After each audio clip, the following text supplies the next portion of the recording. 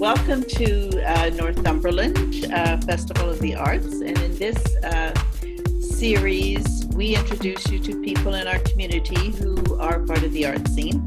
My name is Donna Wootton. And today we're going to introduce you to Ixchel Suarez from the Oak Heights Arts Studios. Welcome, Ixchel. Thank you, Donna, for the introduction. We're going to start with what does art mean to you? Art is the way I experience life.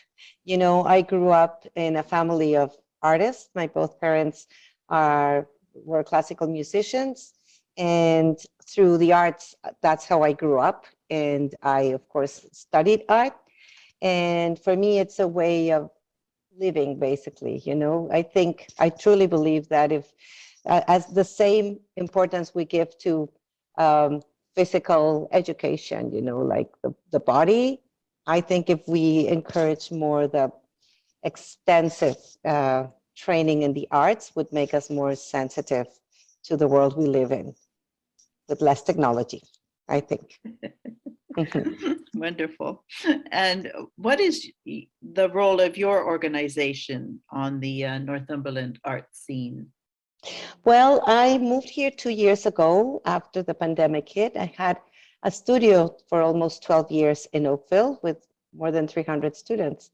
I was running both organizations, the Oakville Art Studio and the Canadian Tapestry Center, me as a weaver, and for different purposes that we'll talk later. But moving to this area, I thought that not only I have been meeting with amazing people who are very much involved in arts and possible things to do as a community. And like I said, for me, I don't see any other way of experiencing my understanding of wherever I am. So I moved here as a way of developing my practice, number one, in an underserved area that I think this area, Northumberland, is beautiful.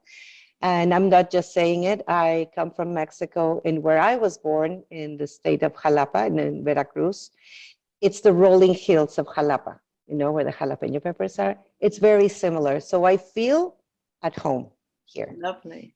Yes, so I think it's beautiful. You know, my sister moved to Niagara, and I think this is just gorgeous. I told her, why don't you come and live this side? You know? So yes, my involvement in the arts, I'm trying to expand programming for all ages. I work with younger kids to teenagers to older adult centers and special needs. And we try to offer programming, like I said, for all of these groups. Wonderful. Well, it's interesting you say about the rolling hills because my name, Wootton, if you go to Northumberland County in England, you will find a lot of Wootons. Okay. So I definitely belong here too.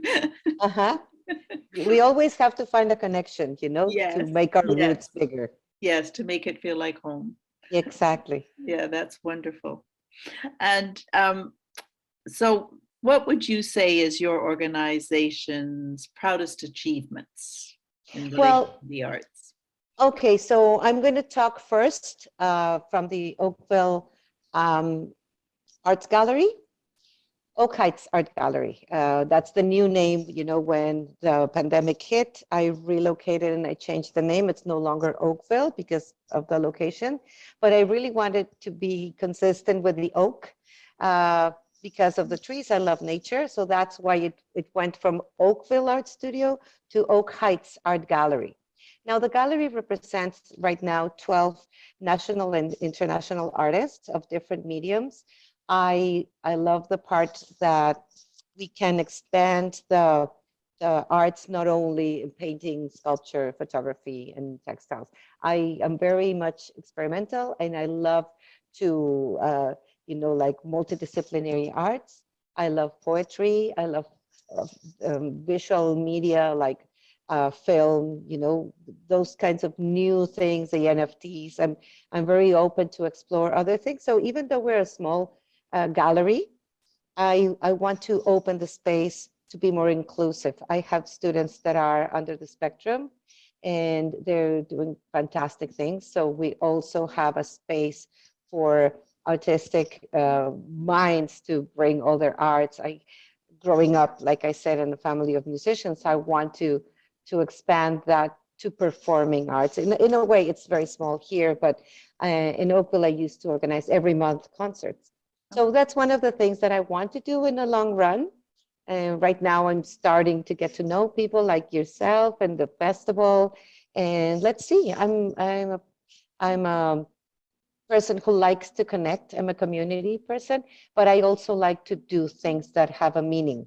Mm-hmm. So that's what I will be looking forward to see in the Oak Heights Art Gallery.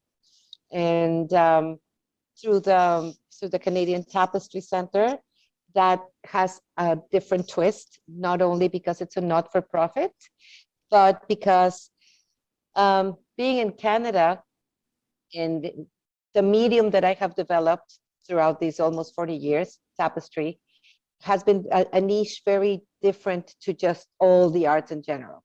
So I started working for the Textile Museum and being involved with the Handweavers and Spinners Guilds around the areas. And Southern Ontario, basically, I represented the 5 counties festivals, with spinners and weavers.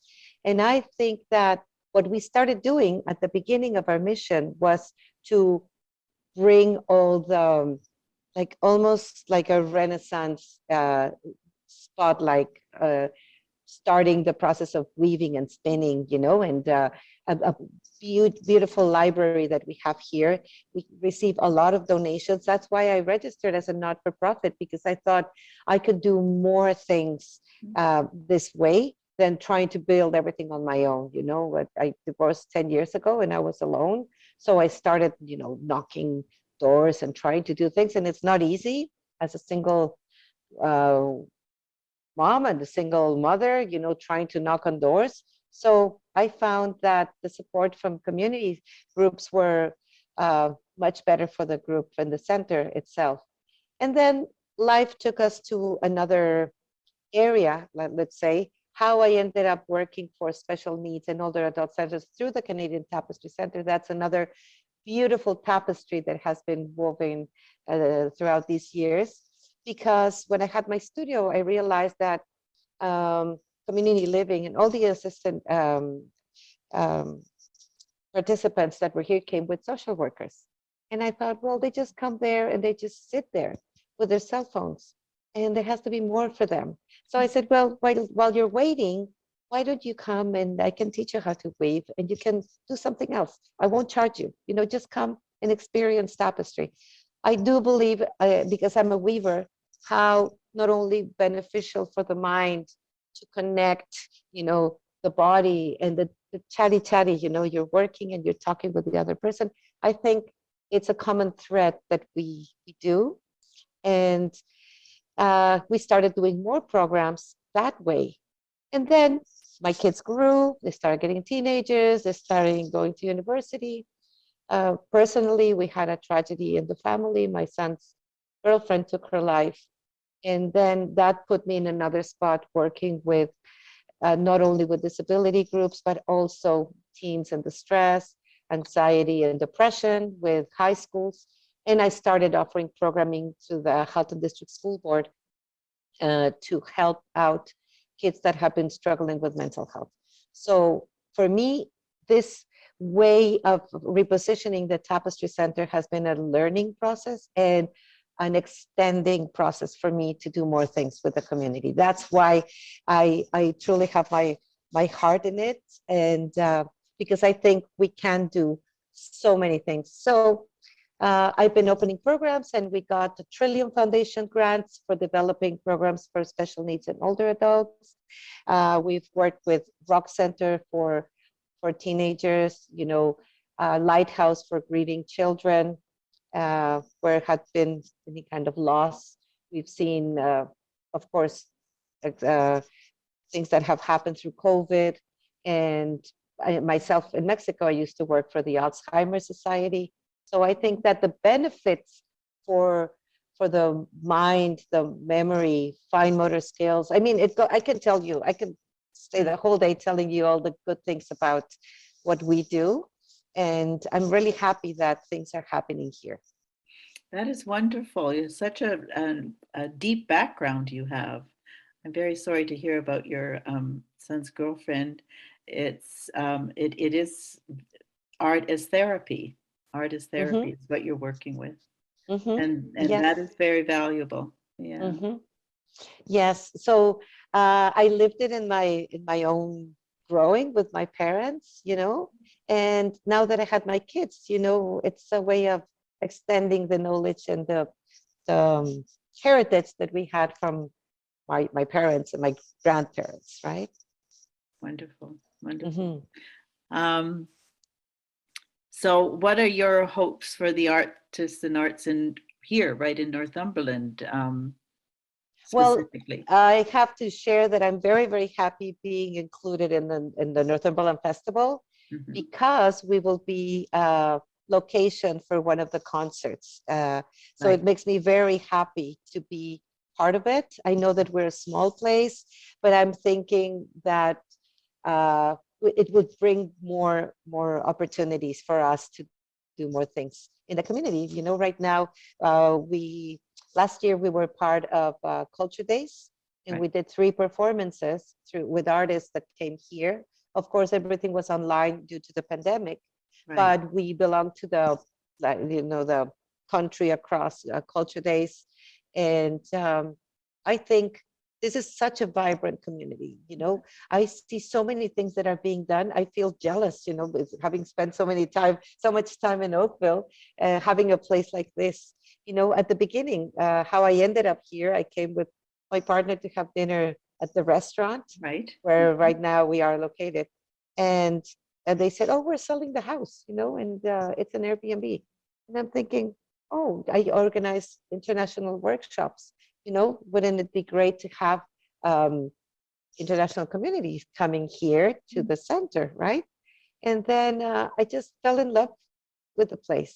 And through that, this has been 2 years now, and I can't, it blows my mind. It's just beautiful. On July, we're having the Unicorn Festival that we're bringing, the knights, the medieval, the weaving of the unicorn, the lady stories, storytelling. We're bringing jugglers, and of course, being Mexican, I always like to uh, do multicultural things, because not only because I'm from Mexico, but because there's a lot of misunderstandings about many things about my own country in the Latin communities. So I said, well, culture is culture. So why don't we mix this blend?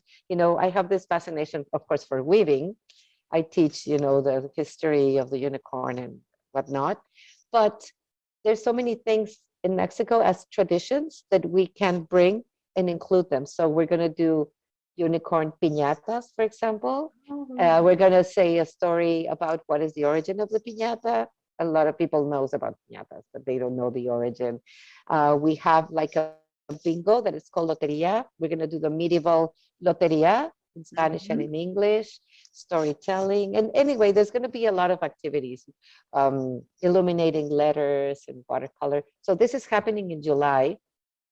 And Lovely. yes, so anyway, we'll come up with ideas. And we're having a harp, Angelica Otwell, that will be playing the harp. As Yeah. I always would like to include music, always. Yes. Yes. Well, there is a very vibrant Hispanic community too here. Yes, yes, I know. I'm in the board of the Northumberland Hispanic the Cultural Club. They Are you? invited me, so I'm very grateful. I've met wonderful people here. I'm telling you, I'm so happy. Yes. Yes. Isn't it fortuitous? You're right at home. We're so happy. Exactly. Yes, we're so happy you made this your home. Yes. Yes, and I told my kids, they're gonna take me out, like we say in Mexico, with the feet in front. Means when you're dead, I'm gonna Yes. be leaving this place until I die. Yes. Yes. Well, tell me again then, because you are hosting the concert with Fabian Arceniegas, right? Yes. And then there's two events you're hosting. Yes. Well, that one comes in September, September 18. And it also, well, I can't share the screen, but I would have shared. the poster that we have already. It's really, really Oh, interesting. He's from Colombia. He's a tenor, and he's bringing this history. He's a classical trained musician, and we will be bringing the pianist, and of course them too. They will be developing a cabaret style of entertainment, let's say, where he would be singing the history of how he ended up here through music. So I think that's lovely. really, really nice. Yes, yes, very innovative, very Yes. innovative. Hmm. Yes, and then the other event you're hosting is through the Canadian Tapestry. Yes. Yes, the other one comes in July 9th, that it's a Saturday. And it's the first time we do this, but I was telling, the Blades of Glory that will be coming the knights to do, like fighting with swords, and they could doing Yeah, demonstrations. And yeah. I told them, well, my intention is to make this like a yearly thing, Hmm. because I think we can always bring different things to the table and make it like a fair, like a medieval times. Right. I used to play the flute in an early music group for a couple of years in Mexico. I play music. So that was another thing that I used to do. When I came to Canada, I joined the Society of Creative Anachronism, and I was part of the group, and I just love that. Well, I can see now then why you are so attracted to hosting concerts because you have a musical background as well.